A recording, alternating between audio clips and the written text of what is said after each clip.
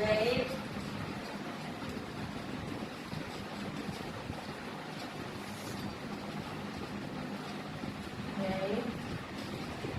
और बचत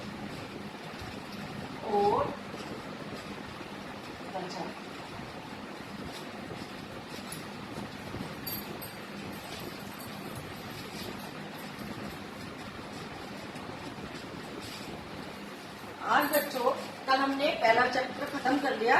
आज हम दूसरे चैप्टर पढ़ेंगे, आय, व्यय और बचत।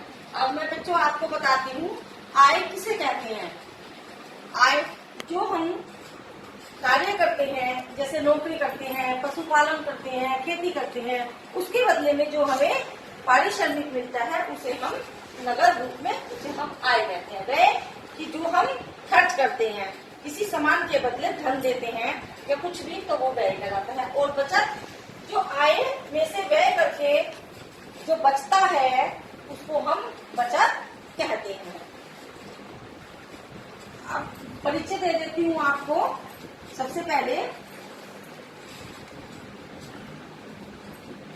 घर तथा परिवार की सुख शांति और समृद्धि के लिए गृह प्रबंध का सुचारू होना आवश्यक है।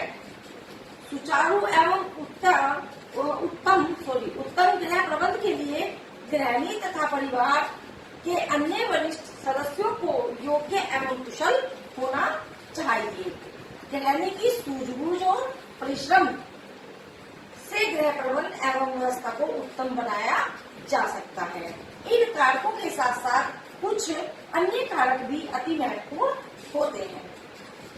गृह प्रबंध को उत्तम बनाने के लिए पर्याप्त आय, परिवार की योजनाओं को कार्य रूप से परिणत करने के लिए व्यय तथा परिवार की समृद्धि एवं भविष्य की सुरक्षा के लिए बचत आवश्यक होती है। इस प्रकार कहा जा सकता है कि गृह प्रबंध के संदर्भ में आय, व्यय तथा बचत का विशेष महत्व है। वास्तव में संपूर्ण गृह अर्थव्यवस्था आय, व्यय तथा बचत द्वारा ही निर्धारित तथा नियंत्रित होती है। पारिवारिक आय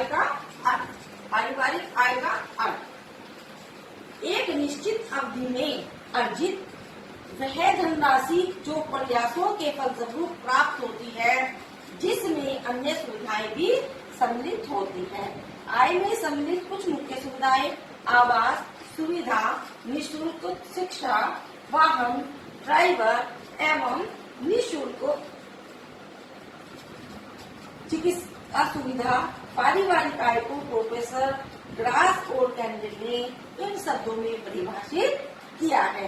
पारिवारिक आय मुद्रा, वस्तुओं, सेवाओं तथा संतोष का वह प्रवाह है जो परिवार के अधिकार में उसकी आवश्यकताओं और इच्छाओं को पूर्ण करने एवं उत्तरदायित्व को निर्वाह हेतु आता है।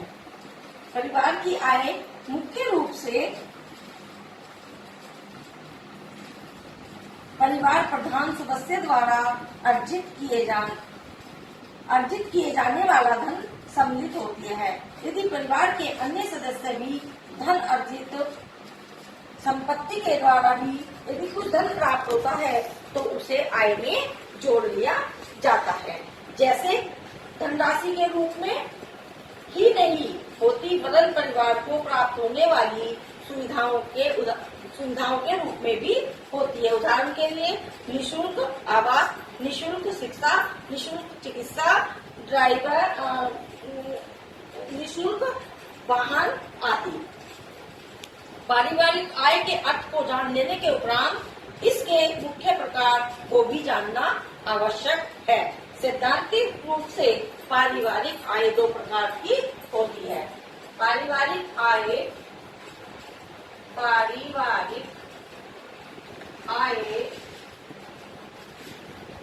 दो प्रकार की होती है। नंबर एक प्रत्यक्ष आय, नंबर दो अप्रत्यक्ष आय। बच्चों देखो, दो प्रकार की पारिवारिक आय कितने प्रकार की होती है? दो प्रकार की। कौन कौन सी? प्रत्यक्ष आय और अप्रत्यक्ष आय। प्रत्यक्ष आय में क्या होता है? जो हम पारिश्रमिक करते हैं, जो हमें नकद धन के रूप में प्राप्त होता है, वे प्रत्यक्ष आय कहलाती है। जैसे हम नौकरी करते हैं, पेंशन का पैसा हमें मिलता है, खेती करते हैं, खेती के बदले जो हमें नकद रूप में प्राप्त होता है, या हम कहीं फैक्ट्री में काम करते हैं, जो भी कुछ करते हैं, उसके बदले में हमें नकद रूप में जो राशि प्राप्त होती है, वह प्रत्यक्ष आय कहलाती है। दूसरी हमारे क्या है? अप्रत्यक्ष आय। अप्रत्यक्ष आय किसे कहते हैं? जैसे कि अन्य सुविधाएं हमें प्राप्त होती है, वो हमारी अप्रत्यक्ष आय होती है। जैसे ब्याज, मकान का किराया, निःशुल्क शिक्षा, निःशुल्क चिकित्सा, जो भी हमें, जैसे सरकारी कर्मचारी होते हैं, उन्हें वाहन की सुविधा उपलब्ध होती है, मकान की होती है, तो ये सब क्या आती है? हमारी अप्रत्यक्ष आय के। अब हमने क्या पढ़ा? अप्रत्यक्ष आय। अब उसके बाद आते हैं पारिवारिक आय के स्रोत, यानी कि हमें आय किन किन स्रोतों से प्राप्त होती है। कौन कौन से स्रोत हैं हमारे? नंबर 1, प्राप्त होने वाला वेतन। प्राप्त होने वाला वेतन। नंबर 2, मजदूरी। नंबर 3, ब्याज रूपी आय। ब्याज रूपी आय। नंबर 4, पेंशन रूपी आय।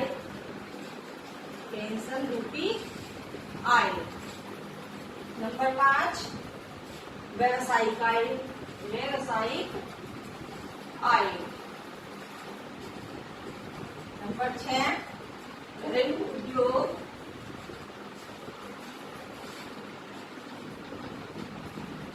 उद्योग धंधों से आय।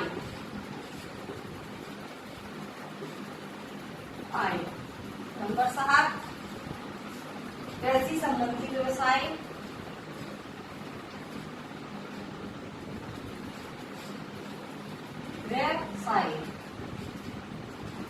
नंबर 8, पशुपालन व्यवसाय।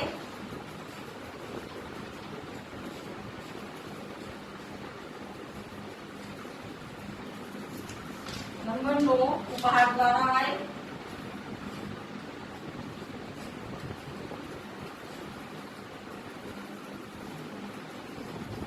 नंबर 10, आय के अन्य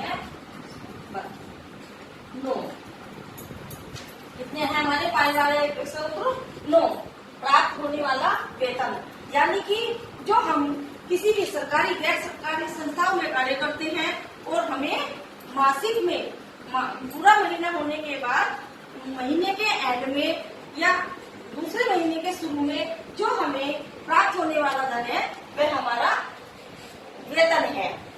वेतन में वे सुविधाएं भी जोड़ी जा सकती हैं, जैसे निःशुल्क शिक्षा, निःशुल्क चिकित्सा, वाहन इत्यादि।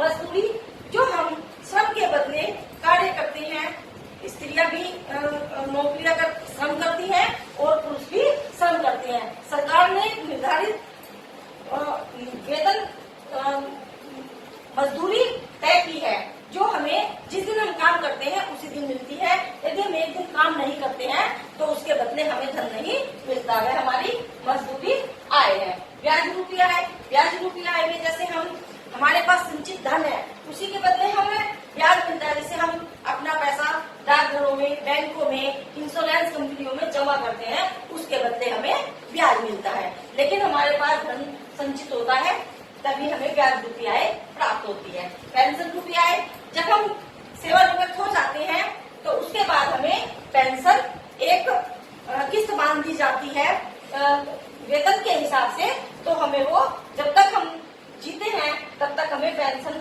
के रूप में धन प्राप्त होता रहता है, वो हमारी पेंशन रूपी आय है। अब व्यवसायिक आय। व्यवसायिक आय जैसे हम छोटे छोटे काम करते हैं, फैक्ट्रियां होती हैं, दुकान होता है, और ये सब व्यवसाय के अंदर आता है। जैसे वकील, डॉक्टर सब अपने अपने व्यवसाय करते हैं, तो ये हमारी व्यवसाय से आय प्राप्त होती है। घरेलू उद्योग धंधों से आय, जैसे हम घरों में छोटे छोटे काम करते हैं, पापड़, कचरी बनाना, बुनाई करना, हथकरघा का कार्य, तो ये हमारे क्या है, घरेलू उद्योग धंधों से प्राप्त होने वाली आय कहलाती है। कृषि संबंधी व्यवसाय, जैसे किसान लोग खेती करते हैं और खेती करके अनाजों को बेचते हैं, उसके बदले में जो धन प्राप्त होता है वह हमें कृषि से प्राप्त होने वाली आय है। पशुपालन व्यवसाय, छोटे छोटे उसमें पशु पाले जाते हैं, जैसे मुर्गा पालन, मछली पालन, ये सब क्या है, पशुपालन है, जो हमें पशु पालने के द्वारा आय प्राप्त होती है। बेचने से वो हमारी पशुपालन आय कहलाती है। उपहार द्वारा आय, अब कुछ जगह क्या होता है, हमारी शादी है, विवाह है और जन्मदिन है, कोई त्योहार है, उसके बदले में हमें उपहार चेक दिए जाते हैं या नगद राशि में भी उपहार दिए जाते हैं, वो हमारी उपहार के द्वारा प्राप्त आय होती है। तो ये पारिवारिक आय के स्रोत हैं। ठीक है, थैंक यू बच्चों, कल मिलते हैं।